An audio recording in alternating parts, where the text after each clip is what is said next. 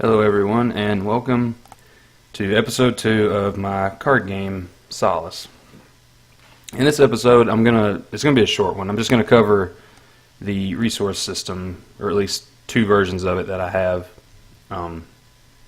So maybe it'll be easier to follow and understand. So I've made some stand-in cards here. The white ones are resources. The purple one is a location, the red cards are units, and the blue one is a tactic.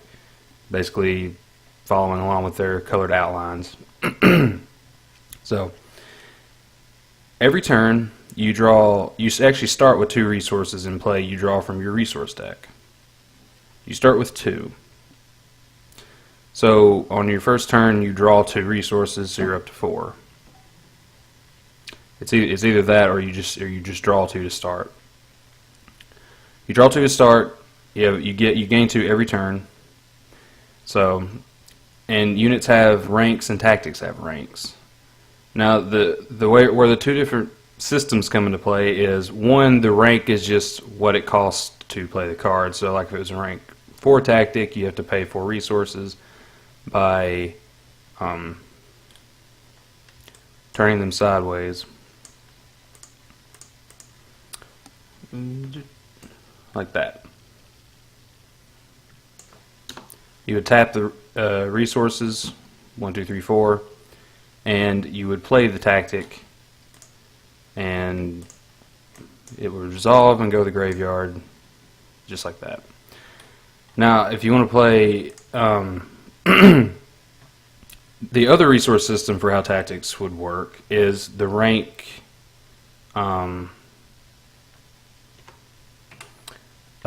The rank, it just determines how many resources you have to have in play. So like if you have a rank 4 tactic, you have to have at least 4 resources in your resource zone, and you would be that rank. Which is a little more, that your rank would then be dynamic because your resources would get played out, because they get taken to play units. Because with units, it's the number on it would be its rank, so a rank 2 and rank 6. A rank 2 unit requires a supply cost of 1, which means you need to put 1 in play. So you would take a single resource, since you have more than enough to match its rank, you put 1 resource in play, and then you take the unit and put it on top of the resource. Like so. And it would work as its supply as long as it's in play. When the unit dies, it goes to the graveyard, and the resource returns to your resource zone. Just like that. Now, the other, going with the other resource system where you have to pay equal to its rank, so then a rank 6 would be, it would cost 6. So you would have to exhaust all 6 of these cards to play this rank 6 unit and put it into play. You turn all of these sideways to pay for this. But a rank 6 unit has a supply cost of 3. So you would need 3 resources to go behind it to put it for it to stay in play. And then that shrinks your resource pool back down to 3. This supply mechanism is what keeps the game from being it keeps you from using an overrun tactic, where you just play out a bunch of little guys and swing at your opponent's face, regardless of what they're doing, because let's face it, that sucks. So that's how this would work out. That's pretty much how the resource systems works. I would hope that explains it. Locations don't have a resource cost. You can only play 1 a turn. So you just put it into play, and it's a static card that has an effect on it that you would activate probably by paying a resource or doing something with your units, and that's it. If you play another location, it destroys the previous location, puts it in your scrap zone, and that it replaces it. It's fairly simple. I'm thinking of just going with the exhaust the same number of resources as the rank. It simplifies it because the other one's a little more convoluted in my mind. you can, like with this system, you would exhaust 6 resources to play it. You can use exhausted resources as supply. You can just use those immediately, so you don't kind of screw yourself with supply. You don't have to have unexhausted resources to use that supply. You can just use exhausted resources. And another thing with the resource system is resources are basic and advanced. They're 2 different types that are non-alliance specific anyway. Basic resources just act like resources. You stick them under a unit for supply, you're good to go. And then you have advanced resources that have effects on them. Now, these effects don't just activate whenever. They usually apply something to the unit that they're being used as a supply. So if you place a supply or place a resource as a supply for a unit, that unit will then gain the supply effect. Like the most simple one is give it plus 1,000 power. Okay, as long as this is attached to this unit as a supply, it gains 1,000 power. There, static effect. That's just how it works. And that's like the most basic effect. They can get other effects like gaining sniping type effects, or just a buff effect on attack and defense, creating other units, or gaining keyword abilities and all this.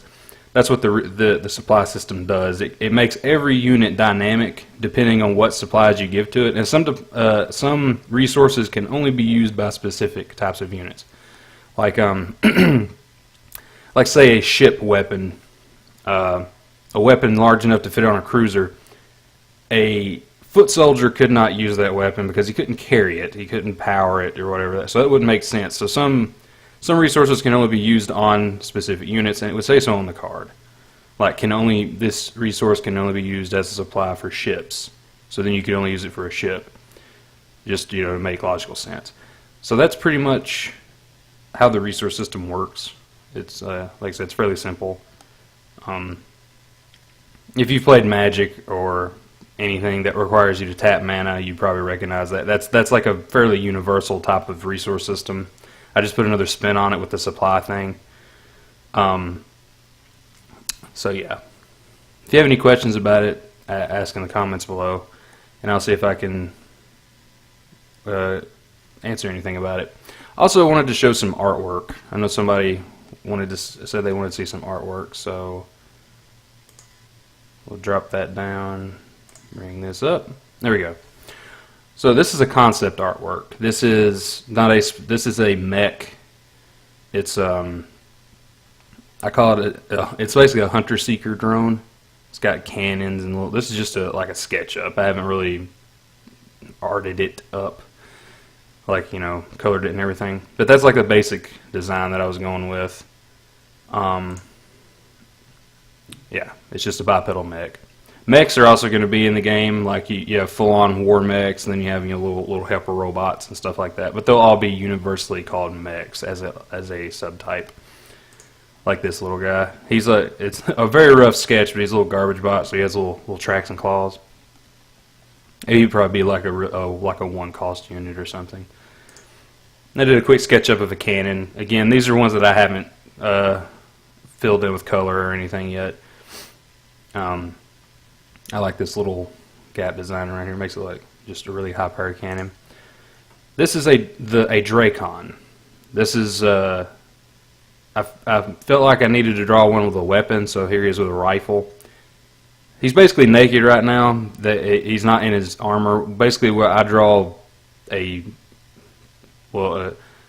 creature or whatever, a person, and if they wear clothes, I do the body first and then put the clothes over it, so it actually looks like the clothes would fit them. So he would actually be wearing armor. But this is what a Dracon looks like, pretty much. Here's the first of the colored ones. This is some alien rhino cow thing. This would be probably a low-cost bio unit in the game. He's looking at your soul. But yeah, he's like stony, has some moss on him. That kind of thing. Then this would be, I guess you could call this a resource card. I don't think I've actually finished this card, or finished this art specifically. This would be a a resource card. Like this would give power based off defending or something, because it's an energy shield. And then I drew like a basic canister. This would be another resource. It'd be like some kind of energy thing or something. I haven't worked out. I just felt like sketching something, so I drew it up, colored it in real quick like. Alright. So here's an actual finished pick of a Dracon in his full armor. This would be a basic Dracon infantry unit. This is like, you know, their base of their forces, and then their armor would be specialized based off what they, what other positions they hold. But yeah, this is he's got a little shield emitter on his wrist here, little emblem on his armor. But yeah, so this is an actual finished Dracon picture. So yeah, and then we have a Ulick. Now, and this is a finished Ulick picture. The Ulick they're insectoid based, but they're not completely insect-like. They have a lot of insect type qualities, but they're not completely like insects.